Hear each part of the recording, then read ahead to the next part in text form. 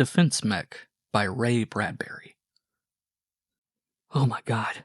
Do you realize how far from Earth we are? Do you really think about it? It's enough to scare the guts from a man. Hold me up. Do something. Get me sedatives or hold my hand or run call mama. A million cold miles up. See all the flickering stars? Look at my hands tremble. Feel my heart whirling like a hot pinwheel.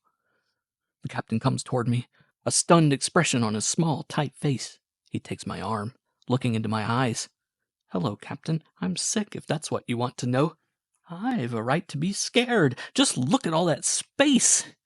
Standing here a moment ago, I stared down at Earth so round and cloud-covered and asleep on a mat of stars, and my brain tore loose and screamed, Man, how'd you get in a mess like this in a rocket a million miles past the moon, shooting for Mars with a crew of 14 others?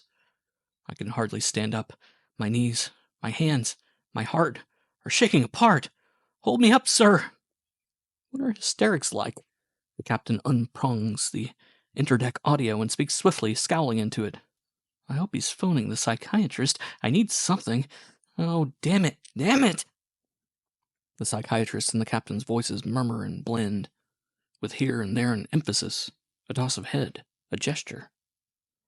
Young Holloway here's on a fear jag, Doctor. Can you help him?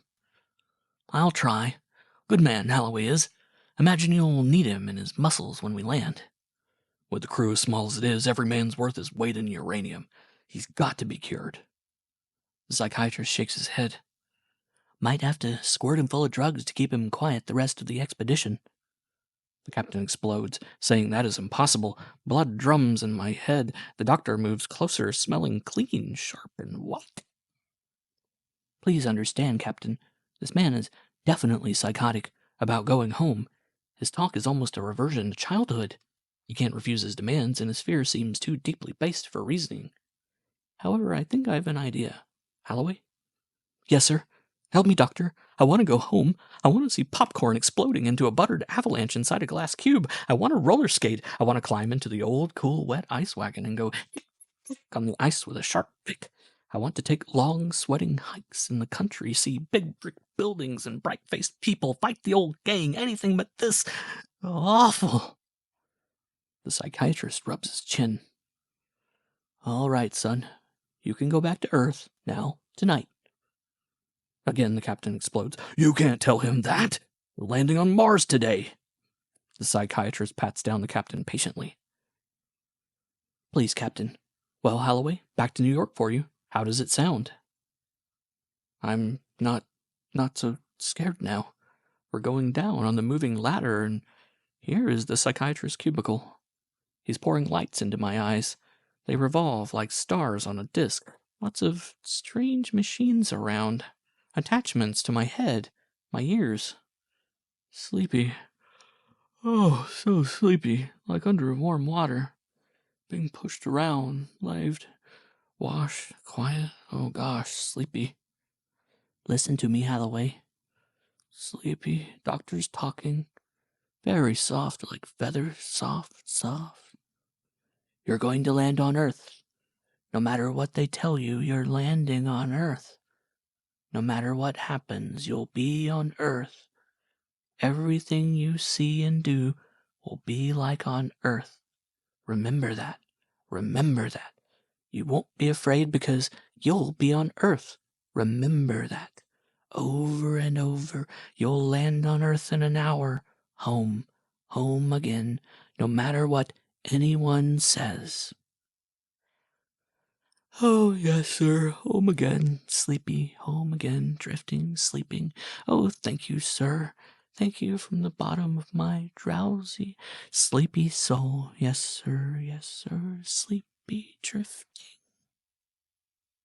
I'm awake. Hey, everybody, come look. Here comes Earth. Right at us like a green moss ball off a bat.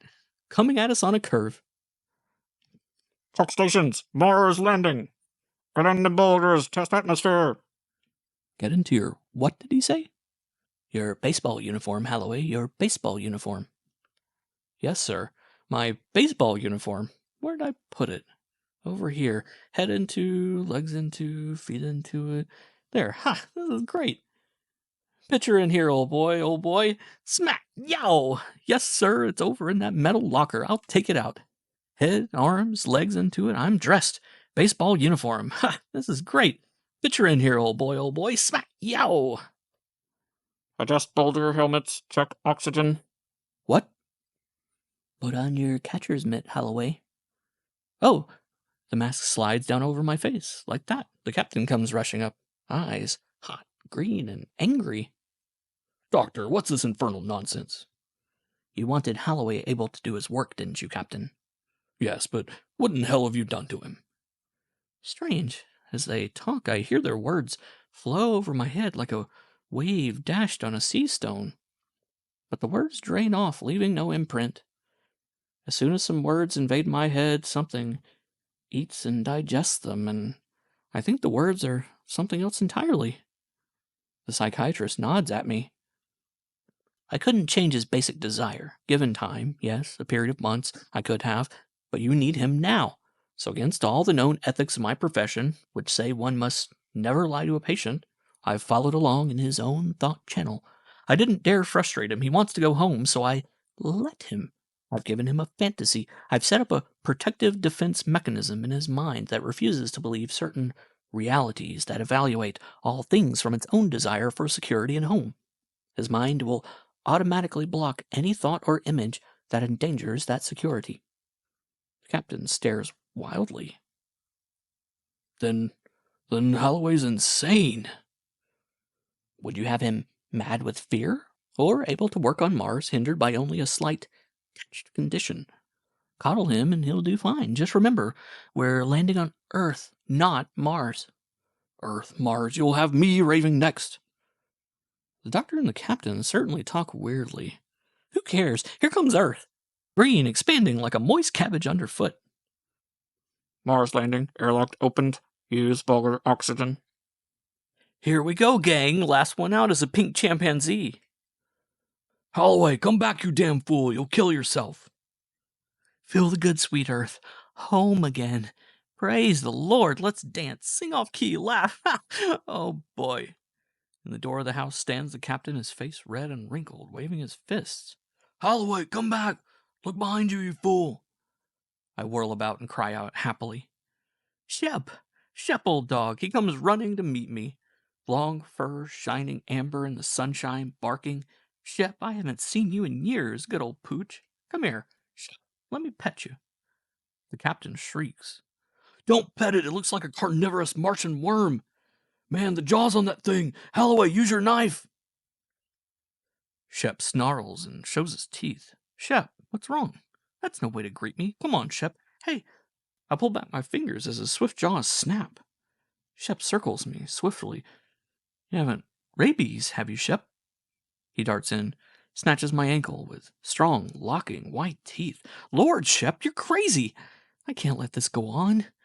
You used to be such a fine, beautiful dog. Remember all the hikes we took into the lazy corn country by the red barns and deep wells? Shep clenches tight my ankle. I'll give him one more chance. Shep, let go. Where did this long knife come from in my hand like magic? Sorry to do this, Shep, but... There! Shep screams, thrashing, screams again. My arm pumps up and down. My gloves are freckled with blood flakes. Don't scream, Shep. I said I was sorry, didn't I? Get out there, you men, and bury that beast immediately. Glare at the captain. Don't talk that way about Shep. Captain stares at my ankle. Sorry, Holloway. I meant bury that dog, you men. Give him full honors. You were lucky, son. Another second and those knife teeth had bored through your ankle cuff metal. I don't know what he means. I'm wearing sneakers, sir. Oh, yeah, so you are, yeah. Well, I'm sorry, Holloway. I know how you must feel about Shep. He was a fine dog. I think about it a moment, and my eyes fill up. What? There'll be a picnic and a hike, the captain says. 3 hours now the boys have carried luggage from the metal house. The way they talk, this'll be some picnic. Some seem afraid, but who worries about copperheads and water moccasins and crawfish? Not me, no sir, not me. Gus barks, sweating beside me on some apparatus squints at me. What's eating you, Holloway? I smile. Me? Nothing. Why? You and that act with the Martian worm. What are you talking about? What worm? Captain interrupts nervously. Bartz, lay off Holloway. The doctor will explain why. Ask him. Bartz goes away, scratching his head. The captain pats my shoulder. You're our strong-arm man, Holloway. You've got muscles from working on the rocket engine. So keep alert today, eh? On your hike to look over the territory, keep your BB gun ready. Beavers, do you think, sir? The captain swallows hard and blinks. Oh, beavers. Yeah, beavers. Sure, beavers. Maybe mountain lions and Indians, too, I hear. Never can tell. Be careful. Mountain lions and Indians in New York in this day and age? Oh, sir.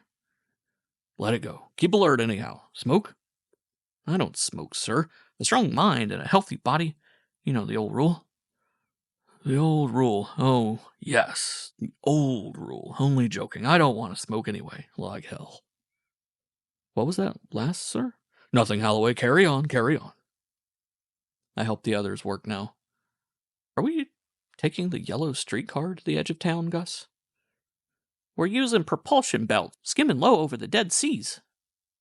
How's that again, Gus? I said we're taking the yellow streetcar to the end of the line, yeah. We're ready. Everyone's packed, spreading out. We're going in groups of 4, down Main Street, past the pie factory, over the bridge, through the tunnel, past the circus grounds, and we'll rendezvous, says the captain, at a place he points to on a queer, disjointed map. Whoosh, we're off. I forgot to pay my fare. That's okay, I paid it. Thanks, Captain. We're really traveling. The cypresses and the maples flash by. Kahoom! I wouldn't admit this to anyone but you, sir, but momentarily there, I didn't see this streetcar. Suddenly, we moved in empty space, nothing supporting us, and I didn't see any car. Now I see it, sir. The captain gazes at me at a 9-day miracle. You do, eh? Yes, sir. I clutch upward. Here's the strap. I'm holding it. You look pretty funny sliding through the air with your hand up like that, Holloway. How's that, sir? Why are the others laughing at me, sir? Nothing, son, nothing. Just happy, that's all. Ding, ding, ding, ding. Canal Street in Washington. Ding, ding, whoosh. This is real traveling. Funny, though, the captain and his men keep moving, changing seats, never stay seated. It's a long streetcar. I'm way in back now. They're out front. By the large brown house on the next corner stands a popcorn wagon, yellow and red and blue. I can taste the popcorn in my mind. It's been a long time since I've eaten some. If I ask the captain's permission to stop and buy a bag, he'll refuse. I'll just sneak off the car at the next stop. I can get back on the next car and catch up with the gang later. How do you stop this car? My fingers fumble with my baseball outfit, doing something I don't want to know about. The car is stopping. Why is that? Popcorn is more important. I'm off the car, walking. Here's the popcorn machine with a man behind it, fussing with little silver metal knobs. Lock, car is. Tony? Tony Bambino, what are you doing here? It can't be, but it is. Tony, who died 10 long years ago when I was a freckled kid, alive and selling popcorn again. Oh, Tony, it's good to see you. His black mustache is so waxed, so shining, his dark hair like burnt oily shavings, his dark, shining, happy eyes, his smiling red cheeks. He shimmers in my eyes like a cold rain. Tony, let me shake your hand. Give me a bag of popcorn, senor. Clack, clack, clack. Spot, clack, clack. The captain didn't see you, Tony. You were hidden so well, only I saw you. Just a moment while I searched for my nickel. Whew. I'm dizzy. It's very hot. My head spins like a leaf on a storm wind. Let me hold on to your wagon, Tony. Quick. I'm shivering, and I've got sharp needle head pains. I'm running a temperature. I feel as if I have a torch hung flaming in my head. Hotter. Pardon me for criticizing you, Tony, but I think it's your popper turned up too high. Your face looks afraid, contorted, and your hands move so rapidly. Why? Can't you shut it off? I'm hot. Everything melts. My knees sag. Warmer still. You better turn that thing off. I can't take it anymore. I can't find my nickel anyhow. Please snap it off, Tony. I'm sick. My uniform glows orange. I'll take fire. Here, I'll turn it off for you, Tony. You hit me. Stop hitting me. Stop clicking those knobs. It's hot, I tell you. Stop or I'll... Tony, where are you? Gone. Where did that purple flame shoot from? That loud blast, what was it? The flame seemed to stream from my hand out of my scout flashlight. Purple flame eating. I smell a sharp, bitter odor like hamburger fried over long. I feel better now. Cool as winter, but like a fly buzzing in my ears, a voice comes, faint, far off. Holloway! Damn it! Holloway, where are you? Captain, it's his voice, sizzling. I don't see you, sir. Holloway, we're on the dead sea bottom near an ancient Martian city. Oh, never mind, damn it. If you hear me, press your Boy Scout badge and yell. I press the badge intensely, sweating. Hey, Captain! Holloway, Glory, you're not dead. Where are you? I stopped for popcorn, sir. I can't see you. How do I hear you? It's an echo. Let it go. If you're okay, grab the next streetcar.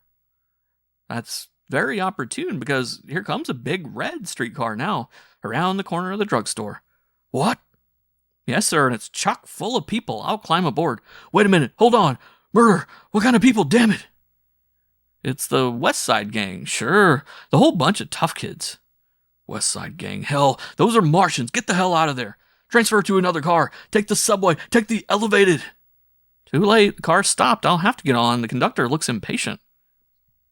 Impatient, he says. You'll be massacred. Uh-oh. Everybody's climbing from the streetcar, looking angry at me. Kelly and Grogan and Tompkins and the others. I guess there'll be a fight. The captain's voice stabs my ears, but I don't see him anywhere. Use your gun. Your blaster. Hell, use your slingshot or throw spitballs or whatever the devil you imagine you got holstered there. But use it. Come on, man, about face and back. I'm outnumbered. I bet they'll gang me and give me the bumps. I bet they'll truss me to a maple tree, and tickle me. I bet they'll ink tattoo their initials on my forehead. Mother won't like this. Captain's voice opens up louder, driving nearer. And Papa ain't happy. Get out of there, Holloway. They're hitting me, sir. We're battling. Keep it up, Holloway. I knocked one down, sir, with an uppercut. I'm knocking another one down now. Here goes the third. Someone's grabbed my ankle. I'll kick him. There. I'm stumbling, falling. Lights in my eyes, purple ones. Big lightning bolts sizzling the air. 3 of them vanished just like that. I think they fell down a manhole. I'm sorry, I didn't mean to hurt them bad. They stole my flashlight. Get it back, Holloway. We're coming. Get your flash and use it. That's silly. Silly, he says. Silly. I got my flashlight back. Broken. No good. We're wrestling. There are so many of them. I'm weak. They're climbing all over me, hitting. It's not fair. I'm falling down, kicking, screaming. Up speed, men. Full power. They're binding me up. I can't move. They're rushing me into the streetcar now. Now I won't be able to go on that hike, and I planned on it so hard, too. Here we are, Holloway. Blast 'em, men. Oh, my Lord, look at the horrible faces on those creatures. Gah! Watch out, Captain. They'll get you, too, and the others. Ah! Somebody struck me on the back of my head. Darkness. Dark. Rock my baby on the treetop when the wind blows. Okay, Holloway, anytime. Just any old time you want to come to. Dark. A voice talking? Dark as a whale's insides. Ouch, my head. Flat on my back, I can feel rocks under me. Good morning, dear Mr. Holloway. That you, Captain, over in that dark corner? It ain't the President of the United States. Where's this cave? Suppose you tell us. You got us into this mess with your eternally blasted popcorn. Why'd you get off the streetcar? Did the West Side Gang truss us up like this, Captain? West Side Gang. Ugh. Those faces. Those inhuman, weird, unsavory, and horrible faces. All loose-fleshed and gangrenous. Aliens. The whole rotting clutch of them. What a funny way to talk. Listen, you parboiled idiot. In about an hour, we're going to be fried, gutted, iced, killed, slaughtered, murdered. We will be ipso facto dead. Your friends are whipping up a little bloodletting jamboree. Can't I shove it through your thick skull? We're on Mars, about to be sliced and hammered by a lousy bunch of Martians. Captain, sir? Yes, Berman. The cave door is opening, sir. I think the Martians are ready to have at us again, sir. Some sort of test or other, no doubt. Let go of me, you one-eyed monster. I'm coming. Don't push. We're outside the cave. They're cutting our bonds. See, Captain, they aren't hurting us after all. Here's the brick alley. There's Mr. Hate's underwear waving on the clothesline. See all the people from the beer hall? What are they waiting for? To see us die. Captain, what's wrong with Holloway? He's acting queer. At least he's better off than us. He can't see these creatures' faces and bodies. It's enough to turn a man's stomach. This must be their amphitheater. That looks like an obstacle course. I gather from their sign lingo that if we make it through the obstacles, we're free. Footnote. Nobody's ever gotten through alive yet. Seems they want you to go first, Berman. Good luck, boy. So long, Captain. So long, Gus. So long, Holloway. Berman's running down alley with an easy, long-muscled stride. I hear him yelling high and clear, even though he's getting far away. Here comes an automobile. Berman! Ah! It hit him! He's fallen! Berman, get up! Get up! Stay here, Holloway. It's not your turn yet. My turn? What do you mean? Someone's got to help Berman. Holloway, come back! Oh, man, I don't want to see this. Lift up my legs. Put them down. Breathe out. Breathe in. Swing arms. Swing legs. Chew my tongue. Blink my eyes. Berman, here I come. Gee, things are crazy funny. Here comes an ice wagon trundling along. It's coming right at me. I can't see to get around it. It's coming so fast I'll jump inside it. Jump, jump. Cool. Ice pick. Chick, chick, chick. I hear the captain screaming off a million hot miles gone. Chick, chick, chick around the ice perimeter. The ice wagon is thundering, rioting, jouncing, shaking, rolling on big rusty iron wheels, smelling of sour ammonia, bouncing on a corduroy dirt and brick alley road. The rear end of it seems to be snapping shut with many ice prongs. I feel intense pain in my left leg. Check, check, check, check. Piece of ice. Cold square, cold cube, a shuddering and convulsing, a trembler. The wagon wheels stop rolling. I jump down and run away. The wrecked wagon. Did the wagon roll over Berman? I hope not. A fence here. I'll jump over it. Another popcorn machine. Very warm, very hot. All flame and red fire and burning metal knobs. Oops. I didn't mean to strike the popcorn man down. Hello, Berman. What are you doing in my arms? How'd you get here? Did I pick you up? And why? An obstacle race at the high school? You're heavy. I'm tired. Dogs nipping at my heels. How far am I supposed to carry you? I hear the captain screaming me on. For why? For why? Here comes the big-bagged truant officer with a club in his hand to take me back to school. He looks mean and broad. I kicked the truant officer's shins and kicked him in the face. Mama won't like that. Yes, Mommy. No, Mommy. That's unfair. That's not ethical fighting. Something went squish. Let's forget about it, shall we? Breathing hard. Here comes the gang after me. All the rough, bristly Irishmen and scarred Norwegians and stubborn Italians. Hit, kick, wrestle. Here comes a swift car. Fast, fast. I hope I can duck with you, Berman. Here comes another car from the opposite way, if I work things right. Stop screaming, Berman. The cars crashed into each other. The cars still roll, tumbling like two animals tearing at each other's throats. Not far to go now, Berman. To the end of the alley just ahead. I'll sleep for 40 years when this is over. Where'd I get this flashlight in my hand? From one of those guys I knocked down? From the popcorn man? I'll poke it in front of me. People run away. Maybe they don't like its light in their eyes. The end of the alley! There's the Green Valley and my house. And there's Mom and Pop waiting. Hey, let's sing. Let's dance. We're going home. Holloway, you so-and-so, you did it! Dark, sleep, wake up slow, listen. And Holloway ran down that amphitheater nonchalant as a high school kid jumping hurdles. A big saffron Martian beast with a mouth so damn big it looks like the rear end of a delivery truck lunged forward square at Holloway. What'd Holloway do? Holloway jumped right inside the monster's mouth. Right inside! What happened then? The animal looked dumbfounded. It tried to spit out. Then to top it all, what did Holloway do? I ask you, what did he do? He drew forth his Boy Scout blade and went chick, chick, chick all around the bloody interior, pretending like he's holed up in an ice wagon, chipping himself off pieces of ice. No? On my honor. The monster, after taking a bit of this chick, chick, chick business, leaped around, cavorting, floundering, rocking, tossing, and then, with a spout of blood, out popped Holloway, grinning like a kid, and on he ran, dodging spears and pretending they were pebbles, leaping a line of crouched warriors and saying they were picket fenced. Then he lifted Berman and trotted with him until he met a 300-pound Martian wrestler. Holloway supposed that it was the truant officer and promptly kicked him in the face. Then he knocked down another guy, working furiously at the buttons of a paralysis machine, which looked to Holloway like a popcorn wagon, after which 2 gigantic black Martian leopards attacked, resembling to him nothing more than 2 very bad drivers in dark automobiles. Holloway sidestepped, the 2 cars crashed and tore at each other, fighting. Holloway pumped on, shooting people with his flashlight, which he retrieved from the popcorn man, pointing the flash at people. He was amazed when they vanished, and oh. Holloway's waking up. I saw his eyelids flicker. Quiet, everyone. Holloway, you awake? Yeah, I've been listening to you talk for 5 minutes. I still don't understand. Nothing happened at all. How long I've been asleep? 2 days. Nothing happened, eh? Nothing except you got the Martians kowtowing, that's all, brother. Your spectacular performance impressed people. The enemy suddenly decided that if 1 Earthman could do what you did, what would happen if 1,000,000 more came? Everybody keeps on with this joking, this lying about Mars. Stop it. Where am I? Aboard the rocket, about to take off. Leave Earth?